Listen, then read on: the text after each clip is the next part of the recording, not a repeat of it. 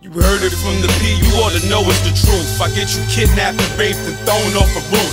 You can nod your head to this like it's only a rap, cause when these bullets hit your ass like it's only a gat. I need a funeral to feel good, I'm hoping it's yours. Think he religious? Heard he got shot in the cross. What is up? Welcome to another episode of Maximilian Must Know. Today we're going to take a look at a fragrance that is both beloved and hated. That fragrance is from the house of Paco Rabbane. It is called 1 million. Now, this was a fragrance that I had ignored for years because I thought it was a fragrance that had just too much of a mass appeal. I found the bottle to be just really fucking lame. And then one day I was in Sephora, I sprayed some on my wrist and I loved it.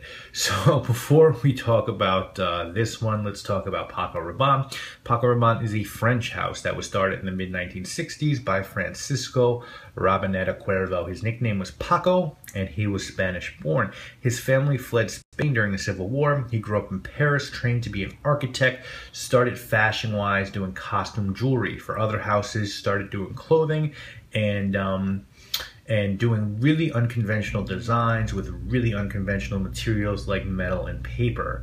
On the perfume front, the first fragrance that they released that really caused waves was called Calandra, and that one came out in 1969. And since, fragrances have been in conjunction with Puig, which is a Spanish house. Maybe that Paco Rabbane's Spanish heritage had something to do with that. They've released 59 fragrances under the Paco Rabbane name. I own one, which is 1 million. On my to-buy list, I have Black XS for Men, the original Paco Rabbane, which came out in 1973. I would also like XS and the pretty recently announced 1 million cologne. Actually, I think it's probably old by the time you see this. I actually enjoy Invictus more than others, but I don't think it's worth a full bottle for me. This one came out in 2008. Rabbane wanted to do a scent that was inspired by gold, as you can tell, and 3 really well-known noses were enlisted for this fragrance. First, Christophe Renaud, who did Chrome Legend for Azzaro and D600 for Corner Barcelona. Olivier Pichot, who did 34 Boulevard for Diptyque and Legend for Mount Blanc.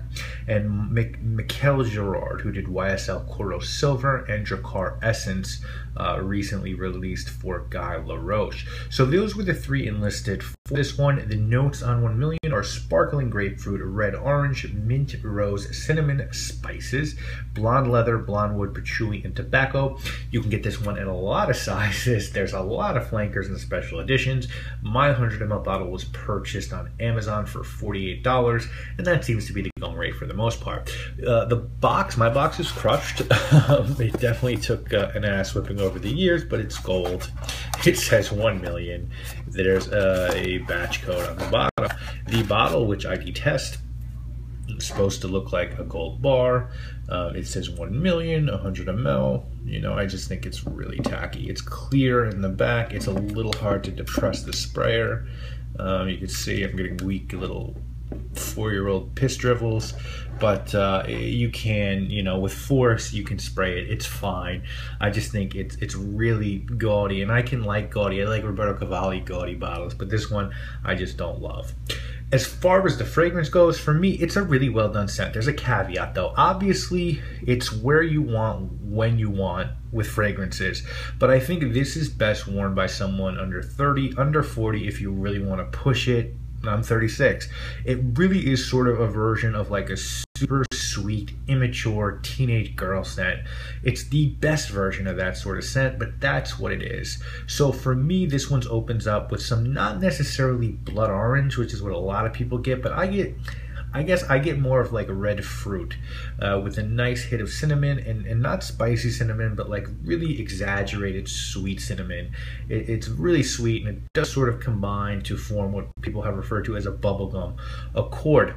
You've also got some ruby red grapefruit, some other spice, and definitely some leather. There's a real leather note in this one, but it's really sweet. Even the leather note, there's almost like a sweet suede note in this one. And then there's a very nice amber hidden below everything. I think what gets this one a bad rap from fragrance aficionados is that sweetness. I think if the sweetness was just dialed down a little bit, this would get a lot more love, because as I said, there's some nice suede. As this one dries down, it actually becomes a nice amber scent, but that sweetness is still there. But again, I have to tell you, there's quality in this fragrance. It smells like a premium scent. So if you're thinking about this one, expect a fruity opening with red fruit and grapefruit combined with cinnamon, spice, sweet suede, middle, and a dry down to an ambery base with some vanilla, a little bit of resins, and wood. It's a really good performer. I usually get 8 to 10 hours out of this one. It projects like a motherfucker. Does well. A lot of guys love this as a night out scent because it's loud. I think it's better for men than women, but it could definitely work for women if they're looking for a sweeter night out scent. Could work in the spring, even cooler summer evenings, but it's gonna shine in the fall and winter when those spices in that suede accord can really open up.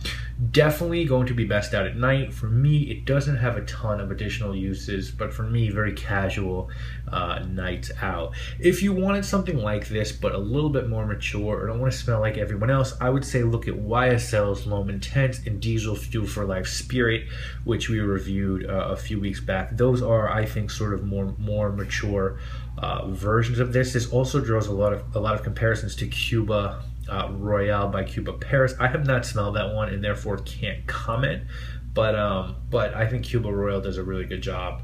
Cuba Paris, I'm sorry, does a really good job with their cheap scents.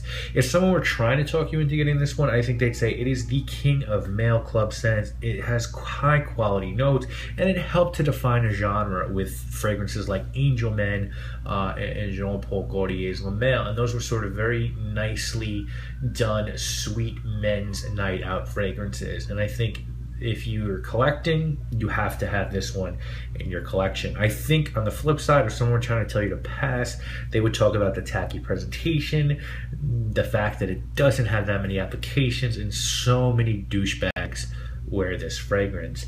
It's a tough fragrance for me to score, so I'm going to do my best with it. I'm going to give 1 million an 8 out of 10. I hate the bottle. I think the usage is so limited, but I think it's a great fragrance, and it's not its fault that it became tacky and sort of the lame Guido night out scent. It's really easy to like. It can be had for a great price, and it should be in a large collection because the bottom line is that it smells good. So that's my review of 1 million. Guys, let me know if you have any questions. Let me know if you like me reviewing these bigger scents that have sort of become favorites of the community. Definitely want to do a few more of these and give you my take on them. I know there may not be the most inspired reviews I've ever done. I almost fell asleep doing this one. No, but let me know, and I'll be back next week with more videos. When I squeeze, ain't no controlling the wrist, and niggas leave the room when they hear the pee flowing the Swiss. I'm an ignorant and negative nigga. I sell crack, bust guns, pop shit, and say I'm better than niggas. You think not? I look at your